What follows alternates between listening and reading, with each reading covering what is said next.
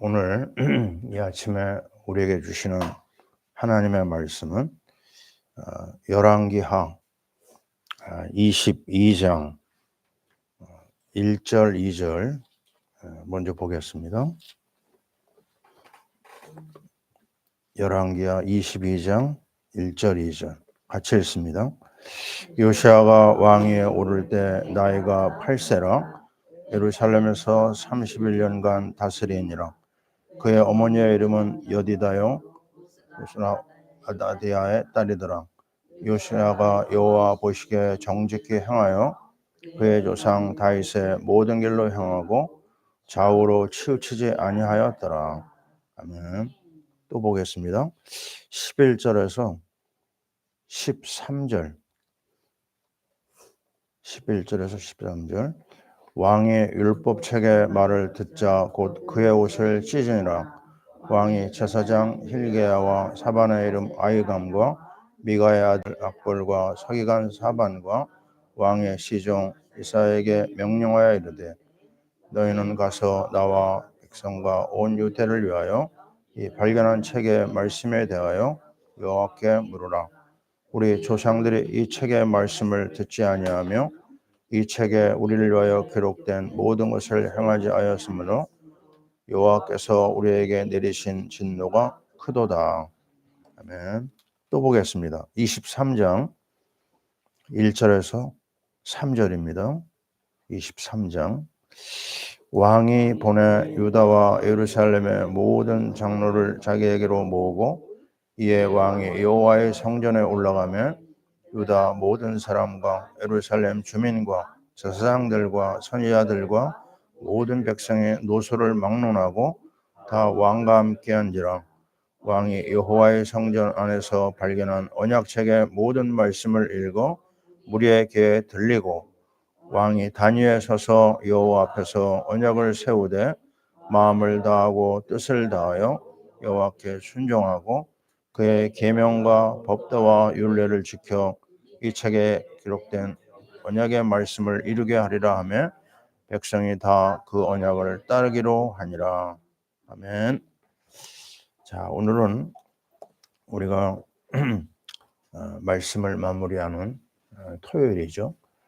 우리가 이번 주간에 멸망을 피하는 7가지 포인트를 말씀을 받았어요. 그 중에서 제일 중요한 앞에 있는 부분이 뭐냐면 언약 각인입니다. 자, 우리말로 얘기하면은 하나님의 말씀으로 우리의 삶을 시작한다는 것이죠. 말씀 중에 말씀, 그리스도의 말씀 아닙니까? 자, 그 비밀이 어디서 확인되냐면 요시아 왕에서 확인됩니다. 세 사람의 왕 이름 기억나십니까? 유다의 가장 중요한 왕이 3명이 있어요. 첫째 누구죠? 히스기야 왕입니다. 한번 해보세요. 히스기야. 두 번째는 여호사밧. 그리고 세 번째가 요시아입니다. 자, 우리가 이 3명의 왕을 깊이 연구를 해야 됩니다. 왜냐하면 우리의 삶의 모델도 되고 또 아주 중요한 하나님의 축복을 응답으로 받은 왕들이거든요. 그걸 그대로 벤치마킹하는 거예요. 왜 하나님이 그 왕들을 축복하셨을까? 그 왕들이 가지고 있는 특별한 비밀이 뭘까? 첫 번째가요, 모세의 길을 따랐습니다. 자, 이게 다윗의 길입니다. 다윗의 길. 계속 나옵니다. 오늘 본문 말씀에도요, 뭐가 나오죠? 22장 2절에 보세요. 22장 2절에 이렇게 얘기합니다. 다윗의 모든 길로 향하고 좌우로 치우치지 아니하였더라. 이 부분입니다. 이 3명의 왕이 똑같이 다윗의 길을 걸었다는 말을 하고 있거든요. 자, 그래서 그 다윗의 길이 뭐냐? 그 언약궤입니다. 언약을 보고 기뻐하고, 언약을 보고 춤을 추고, 언약을 보고 감사와 찬양과 영광을 돌린 다윗. 그의 허물도 많았지만 하나님이 그를 끝까지 그 축복을 주셨고 영광을 빼앗지 않았다. 이런 말을 하고 있어요. 다윗에게요. 그래서 참 이 신비스러운 이야기입니다. 하나님이 왜 그렇게 다윗을 좋아했을까? 결론은 하나입니다. 언약의 말씀을 따라간 거예요. 그래서 우리가 이번 주간에 계속 확인한 거지만, 자, 이 다윗이 걸었던 그 말씀 사랑의 길 우리가 붙잡아야 될 거예요. 근데 그 사정을 보면요, 잘 아시잖아요. 므낫세의 손자입니다. 므낫세 우리 어제 그제 계속 봤죠. 뭐죠?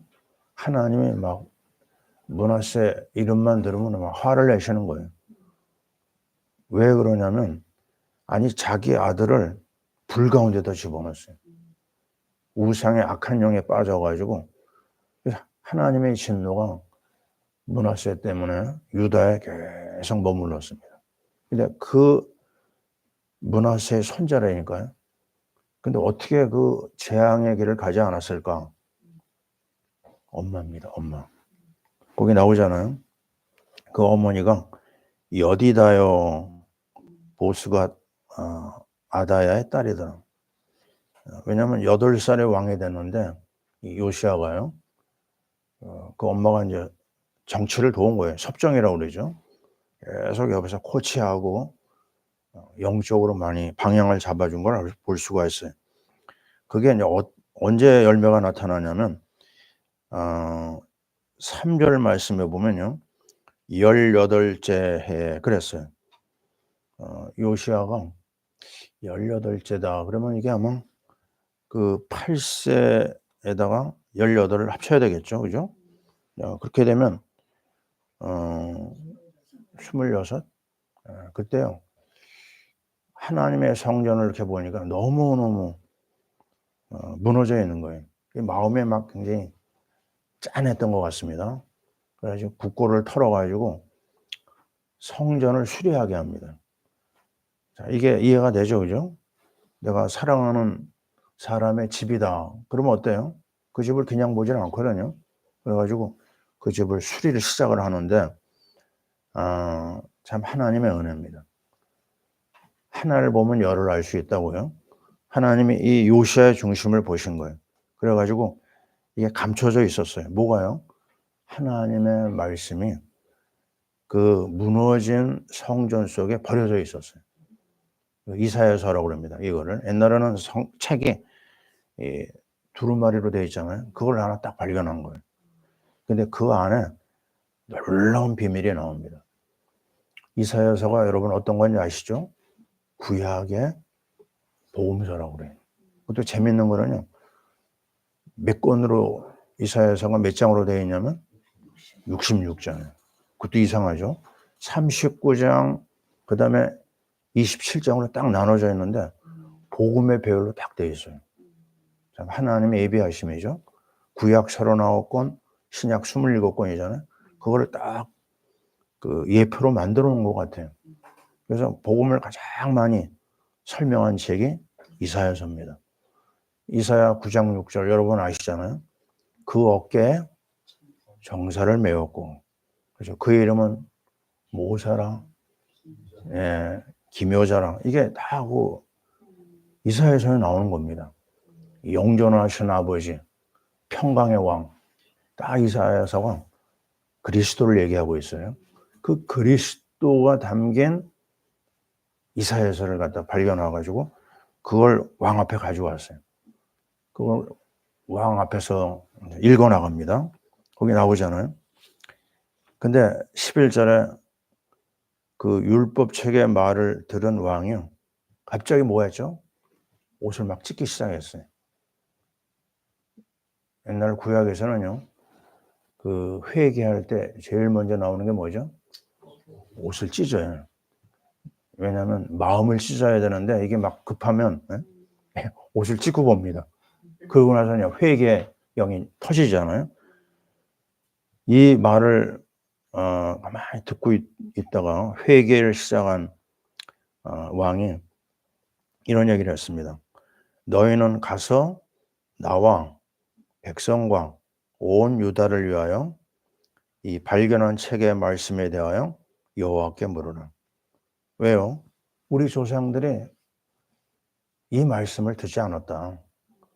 우리 조상들이 이 말씀을 어겼다. 그래서 이 나라에 하나님의 진노가 너무너무 컸구나. 거기서 문제의 원인을 발견합니다. 우리가요, 어디서 문제를 찾아내요? 말씀에서 찾아냅니다. 또 우리가 어디서 해답을 찾아요? 말씀에서 찾아냅니다. 달고 오묘한 그 말씀. 그죠? 이 말씀에서 답을 얻은 사람이 한둘이 아니에요. 여러분이 여기 왜 토요일 날 이 아침에 와 있습니까? 말씀에서 답을 찾은 사람들이거든요. 저도 문제의 원인이 말씀이라는 걸 알았어요. 말씀 속에 있는 걸 알았어요. 그리고 그 문제의 답을 말씀에서 찾았어요. 그래서 지금까지도 50여 년 이상 이 길을 달려올 수가 있었습니다. 자, 우리는 이 말씀 앞에 무너진 이스라엘의 문제를 확인했고요. 그리고 문제 해답도 찾아냅니다. 왜냐하면 그 뒤에 보면요, 회개하고 통곡했던 이 요시야 왕 19절의 말씀 보세요. 내가 이곳과 그 주민에 대하여 빈터가 되고 저주가 되리라 한 말을 내가 듣고 마음이 부드러워져서, 참 마음이 부드러워져요. 말씀을 받으면 여호와 곧 내 앞에서 겸비하여 옷을 찢고 통곡하였으므로 나도 내 말을 들었노라. 여호와가 말하였느니라. 자, 얼마나 그 회개하는 걸 하나님이 기뻐하셨는지 알 수가 있죠. 네가 회개하였으므로 내가 너의 말을 들었다. 이렇게 말하십니다. 자, 우리가 은혜 받았다는 데서 끝나면 되지 않아요. 어떻게 해야 돼요?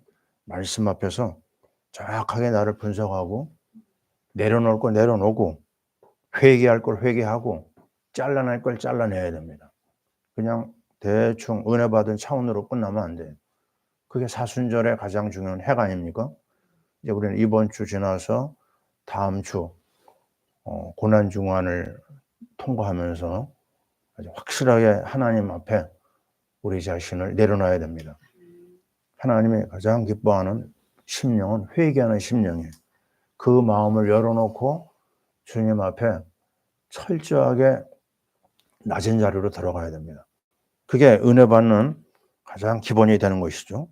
그러면서 여기서 끝나지 않고요. 23장으로 넘어가면 전 국민들을 다 모읍니다. 백성들을 성전에 다 모아놓게 하고 모든 사람, 예루살렘 주민, 제사장들, 선지자들, 남녀노소를 막론하고 다 모이게 했어요.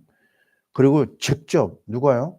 왕이 나서서 그 율법책을 읽고 있습니다. 그리고 이렇게 얘기를 하죠. 마음을 다하고 뜻을 다하여 여호와께 순종하고 그의 계명과 법도와 율례를 지켜 이 책에 기록된 언약의 말씀을 이루게 하리라. 그랬더니 백성들이 아멘 했습니다. 참 얼마나 아름다운 장면이에요. 그리고 나서 제일 먼저 한 일이 뭔지 아십니까? 우리 가운데 있는 모든 우상을 다 때려 부수자. 그게 언제부터 나오냐면요. 23장 4절부터 시작해 가지고 20절까지. 자, 쓰레기가 많은 집은 청소하는 시간이 어때요? 오래 걸립니다. 너무 많아서요. 이제 보면요. 뭐 별 이름 처음 들어보는 이름도 많이 나와요. 막 1월 성신부터 시작해 가지고 아세라 뭐 바알 예? 다 등장하고 심지어 7절을 보세요. 여호와의 성전 가운데 남창의 집을 헐었으니 야, 여창은 아는데요. 남창이 있습니다. 남창이 뭔지 압니까? 여자들을 위해서 남자들이 창남의 역할을 합니다. 우리나라는 그런 거 모르겠어요. 있는지 없는지. 근데 유럽에는 있다고 그래요. 남창 제도가. 왜 그렇게 얘기를 하죠? 이 우상과 음란은요, 정말 짝입니다, 짝. 왜냐하면 그 무당을 이렇게 찾아가잖아요. 정상적인 가정이 별로 없어요. 기둥서방이 있습니다. 그러니 그 삶이 얼마나 심각하겠어요? 무너진 사람이 한둘이 아니에요. 우상 따라가면. 절대적으로 우리가 이 음란의 역사를 해결하려면 법으로 되느냐? 안 됩니다. 그 악한 영을 꺾어버려야 돼요. 악한 영이 무너져야지만 음란도 무너지거든요. 그래서 오늘 이 말씀을 보면은 뭐 별별 이상한 산당도 나오고 태양에 관련된 것들 하나하나 다 부숴가지고 12절에 보면요. 이상한 장면이 나옵니다. 그 제단들을 왕이 직접 다 헐어버리고 가루로 만들었어요. 야, 그냥 가루로 박살내가지고요. 그걸 기드온 시내가 쏟아 버린다. 이런 장면이 나오죠. 해골을 부숴가지고 가루를 만든다. 별별 내용들이 다 나와요. 자, 이 장면들을 보면서 얼마나 한에 맺혔는지 알 수가 있어요. 우상을 때려 부숴라. 제가 은혜 받은 걸 많이 보니까 우리 집에 오랫동안 내려오던 제사를 제가 참여하지 않았어요. 거기서 하나님의 은혜가 임하더라고요. 그래서 우리 가운데 왠지 모르게 있는 하나님보다 앞서는 거 뽑아내야 됩니다. 야곱이 은혜 받은 게 뭐죠? 가지고 있었던 우상 단지를 땅에 파묻었어요. 그리고 하나님 앞에 나갔어요. 거기서 하나님의 은혜가 임한 걸 확인할 수가 있습니다. 자, 오늘 우리는 이 중요한 장면 중에 빼놓을 수 없는 게 뭐냐면 21절이에요. 뭐가 나오죠? 그동안 잃어버렸던 6월절 예배를 회복합니다. 6월절 예배 아시잖아요. 이스라엘 백성이 애굽에서 나올 때 너무 시간이 없어가지고 그냥 피 바른 대로 그리고 나서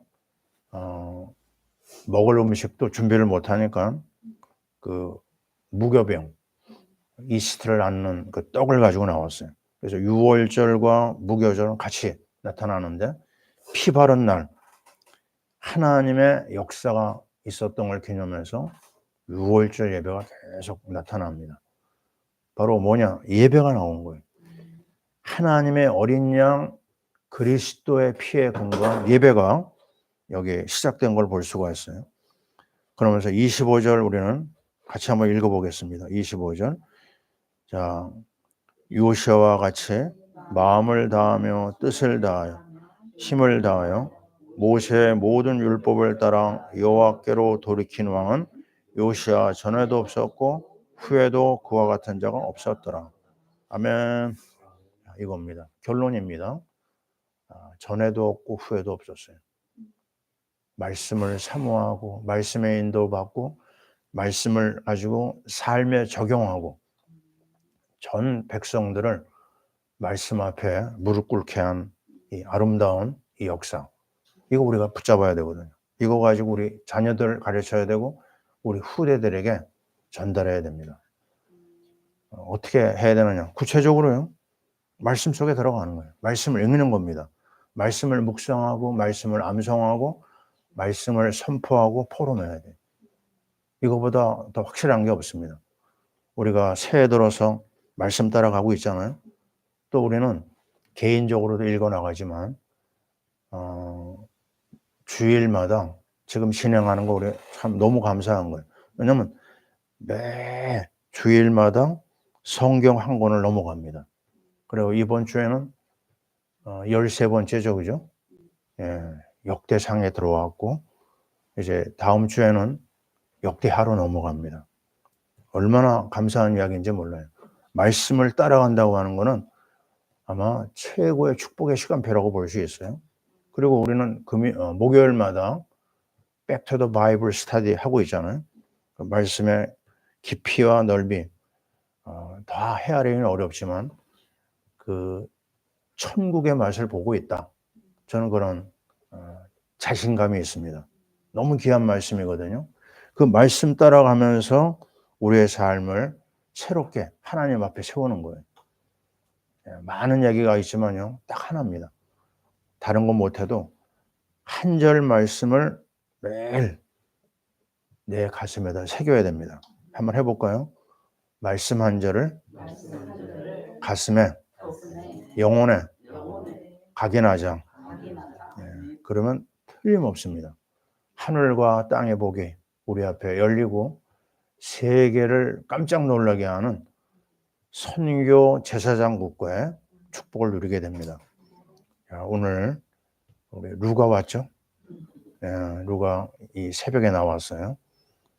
저 아이 심령 속에, 또 우리 사순이 속에, 또 어린 생명들 속에 이 아름다운 일이 일어날 줄 믿습니다. 주일을 준비하는 토요일, 여러분이 은혜 많이 받으시고 최고의 응답받는 은혜를 우리에게 주옵소서. 이 나라를 말씀 위에 세워 주옵소서. 아멘. 기도하겠습니다. 하나님 고맙고 감사합니다. 멸망을 피할 수 있는 7포인트 중에 언약을 각인하라고 했습니다. 놀랍게도 요시야 왕이 성전에서 발견된 이 율법서 이사야 말씀 앞에 통곡하고 회개하고 옷을 찢으면서 하나님 자신을 새롭게 한 과정을 오늘 봤습니다. 그 놀라운 말씀을 전 백성들 앞에서 읽어나가며 이스라엘 백성들이 회개하고 우상을 때려부수는 이 아름다운 장면도 보았습니다. 그리하여 그 가정과 나라가 든든히 세워지는 놀라운 역사를 오늘 확인하면서 하나님 아버지, 우리도 말씀 앞에 정말 다 내려놓고 말씀 따라가게 하시고 그리스도의 복음 앞에 우리 자신을 새롭게 세워나가는 시간이 있게 하여 주옵소서. 하나님 아버지, 이 나라가 말씀에 세워져야 되겠습니다. 우리 가정이 말씀에 세워져야 되겠습니다. 나 개인이 하나님의 말씀을 머리에 담겨주는 정도가 아니라 가슴에 새기고 영혼에 새기는 은혜를 누리게 도와주옵소서. 이제 복된 주일을 앞두고 있습니다. 우리에게 말씀해 주옵소서. 하나님 아버지, 우리 파라미션교회 성도들이 미션 프로젝트를 놓고 예배 초소를 놓고 기도하고 있사오니 하나님의 은혜를 베풀어 주옵소서. 사랑하는 선교사님들 현장에도 말씀 운동이 펼쳐지게 도와주시옵소서. 주의 손에 모든 걸 맡깁니다.